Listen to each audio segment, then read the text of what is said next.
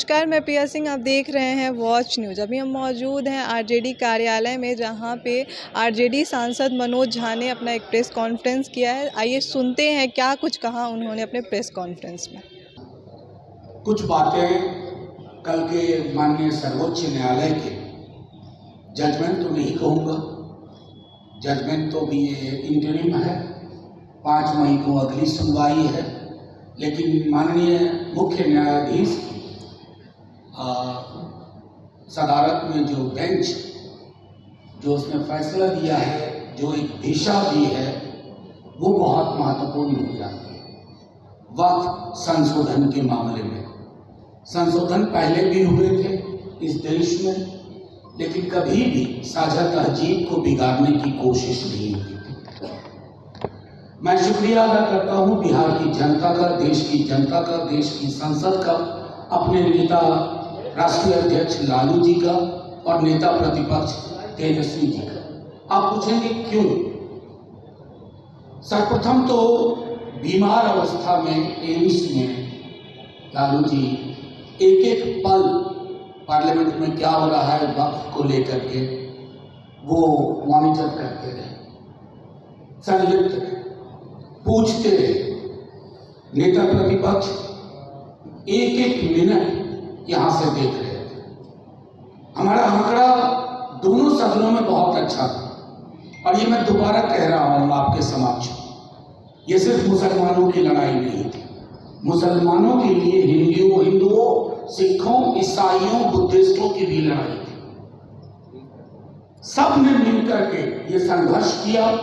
सदन के अंदर कितने सदस्य मुस्लिम हैं, लोकसभा हो या राज्यसभा, ये हिंदुस्तान की अस्मिता, भारतवर्ष की पहचान की लड़ाई बन के निकली। और शायद ये संदर्भ माननीय सर्वोच्च न्यायालय तक भी गया, जब सदन के अंदर ये फैसला अंक काफी होने के बावजूद सरकार ने अपने पक्ष में सदन का बहुमत हासिल किया।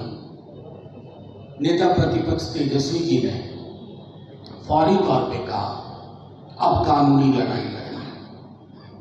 राष्ट्रीय Janata Dal one of the earliest petitioner इस पूरे मसले में, और जो 10 पिटीशन पर माननीय सर्वोच्च न्यायालय ने चर्चा की, उस 10 में प्रमुखता से राष्ट्रीय जनता दल का पिटीशन। मैं ये बात इसलिए अंडरलाइन कर रहा हूं कि ये सियासत का सवाल नहीं है राष्ट्रीय जनता दल की, ये सवाल इस देश की पहचान क्या है। और मुझे बेहद खुशी है कि 2-3 जो महत्वपूर्ण पहलू थे उस पर सर्वोच्च न्यायालय ने एक दिशा दी। जैसे वक्फ बोर्ड और वक्फ काउंसिल, सरकार को अंडरटेकिंग देनी पड़ी, उसमें कोई नियुक्तियां नहीं होंगी, उसकी संरचना में कोई बदलाव नहीं होगा। नॉन मुस्लिम्स की मौजूदगी, उसके बारे में भी स्पष्ट तौर पर निर्देश दे दिया गया कि एक्स ऑफिसियो जो पहले भी होते के अलावा कोई नहीं है। तीसरी चीज, समुदाय की अपनी स्मृति होती है। सदन में भी लोगों ने कहा था कोई चीज 600 साल पुरानी है, 800 साल पुरानी है, 900 साल पुरानी है, किनको कहां से कागजात लाए? अभी बिहार में जमीन का सर्वे हो रहा था, कई लोगों के पास कागजात नहीं, और एक लोक स्मृति को असल में सोच क्या थी? इस भाजपा की सरकार जो कि बिहार में भी विद्यमान है, दोबारा से नीतीश जी की अंतरात्मा फिर जब उस करवट बैठी, इनकी ये अर्थव्यवस्था संभाल नहीं पा रहे हैं। तो जब अर्थव्यवस्था नहीं संभलती है तो मोनेटाइजेशन ऑफ जमीन आपके लिए पैसा उगाही का तरीका हो जाता है।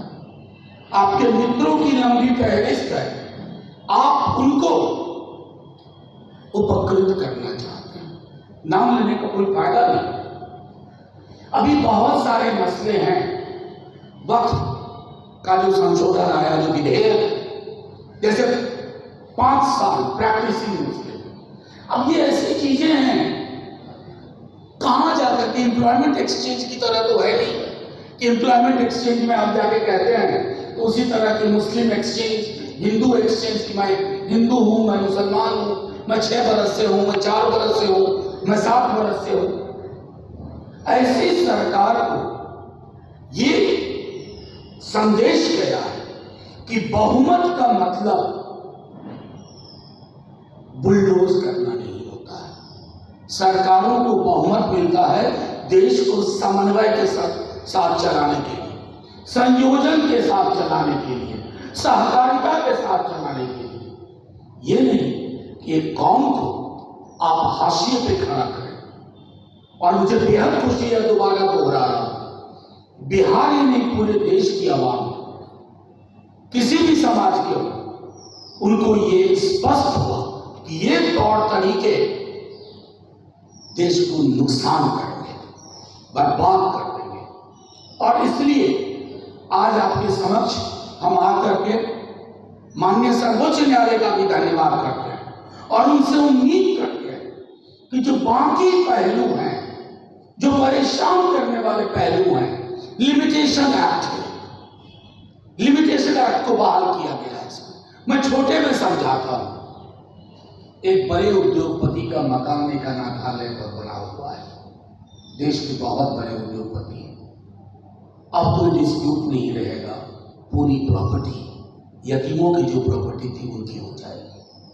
तो ये दरवाजा खोल रहे थे अपने उद्योगपति मित्रों को औने पौने दाम में जमीन, और इसलिए हमारा मानना है कि माननीय सर्वोच्च न्यायालय का इंटरवेंशन, उनकी जो पहलकदमी है वो बेहद सकारात्मक है।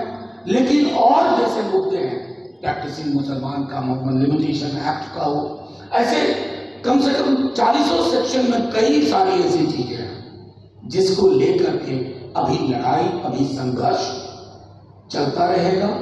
राष्ट्रीय जनता दल बार बार ये कहता है कि किसी भी धर्म का मसला हो, अगर हिंदू धर्म के आस्थावान लोगों की आस्था उस पर चोट होगी तो राष्ट्रीय जनता दल को आप अगली कतार में मानेंगे। मुसलमानों पे होगा, अगली कतार में होंगे। बुद्धिस्टों पे होगा, आप राष्ट्रीय जनता दल अगली कतार में होगा।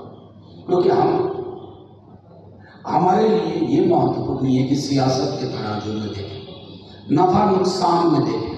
हम एक ही सरोकार से देखते हैं जो नेता प्रतिपक्ष काश की आपको मैं बताता कि कोर्ट के भी एक चीज को मॉनिटर किया गया। बेहतरीन वकील हमारे पिटीशन के पक्ष में खड़े हुए और नतीजे में कुछ राहत, कुछ सहूलियत हासिल हुई है। लेकिन ये पूरा का पूरा मुद्दा आगे जाएगा और भाजपा की सरकार, केंद्र की सरकार को भी संदेश है, देश के मिजाज को मत तोड़िए। मैं बार बार कहता हूं, इस देश में हर किसी को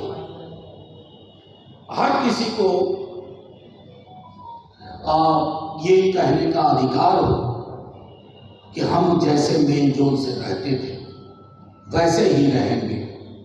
मुझे दुख इस बात का है, पता नहीं नीतीश जी को पता भी है या नहीं कि ये एक्ट पास हो गया ऐसा,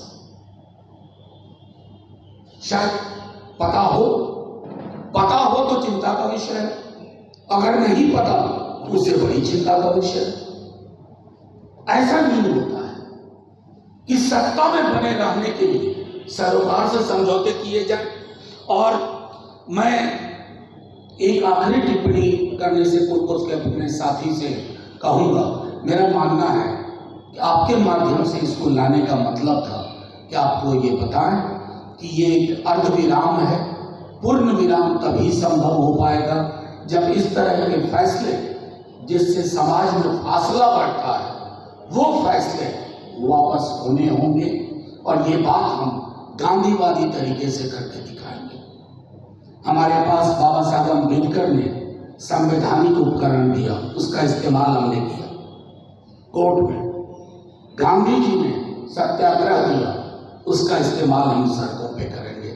सड़क से संसद एक ही बात, इस देश को मिजाज को मत बिगाड़ो।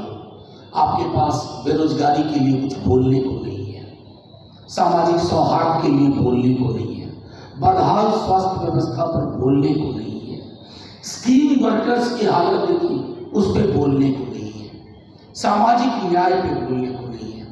तो आप क्या करते हो? आप डॉग विसल पॉलिटिक्स करते हो। ऐसी चीजें लाई जाएं जिससे अपनी असफलता को छुपाया जाए। लेकिन ये हिंदुस्तान है, ये भारतवर्ष, यहाँ मैं समझता हूँ कि यही मिजाज जीतेगा। यहाँ मुश्किल है हिंदू को मुसलमान से अलग करना, मुसलमान को हिंदू से अलग करना, हिंदू मुसलमान को सिख ईसाई से अलग करना। कर नहीं पाओगे। कई लोगों ने माजी में भी, अतीत में भी कोशिश की, वो सारी कोशिशें नाकामयाब होगी, ये भी होगी।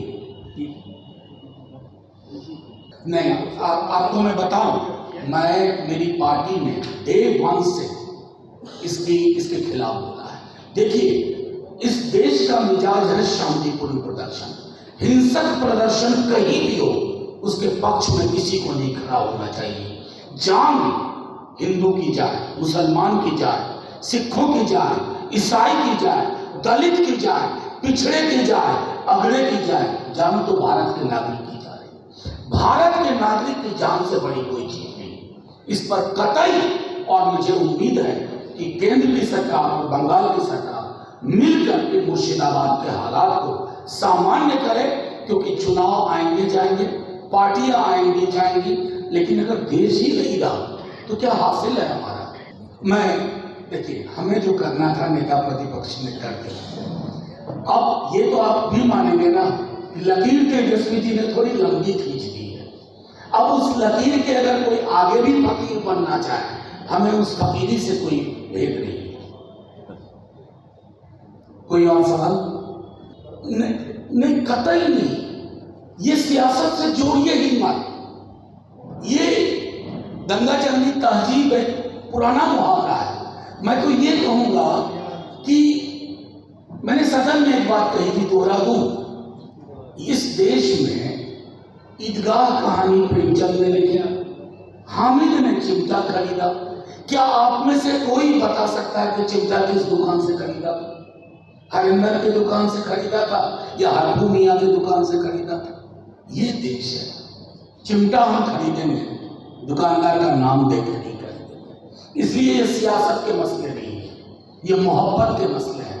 मोहब्बत में सियासत नहीं होती। शुक्रिया।